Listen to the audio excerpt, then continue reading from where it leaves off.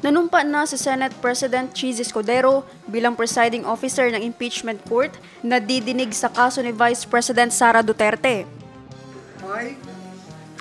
I, Francis Cheese G. Escudero, solemnly swear that in all things appertaining to the trial of the impeachment of the trial of the impeachment of Vice President Sara Zimmerman Duterte, Vice President Sara Zimmerman Duterte, now pending, I will do impartial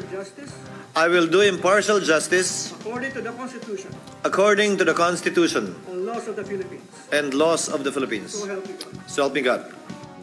Isinagawa ito sa plenary session ng Senado araw ng Lunes, June 9. Ang hakbang ay bilang tugon sa naging mosyon ni Senate Minority Leader Coco Pimentel na mag-convene na ang Senado bilang impeachment court.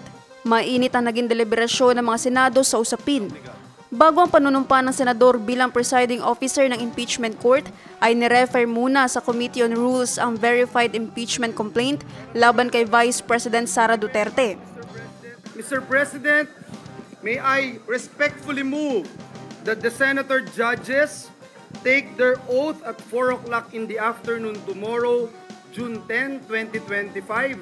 And again, reiterate, Mr. President, what this representation made mention a while ago, that after the oath-taking of the senator judges, the court will be constituted but not convened yet, Mr. President.